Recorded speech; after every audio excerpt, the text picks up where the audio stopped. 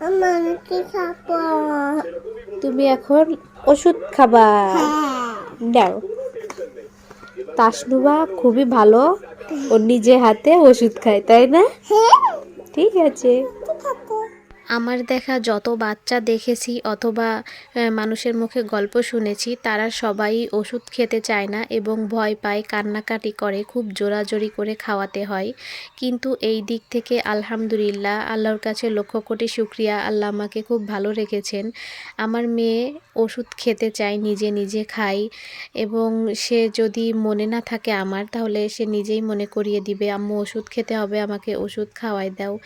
একটা ওষুধ যদি দিনে একবার খেতে বলে ডক্টর, তাহলে সে ৩-৪বারও খেতে রাজি। তবে আমি আর কি ওর থেকে লুকিয়ে লুকিয়ে রেখে ওকে এভাবে খাওয়াই। বাবু, হ্যাঁ।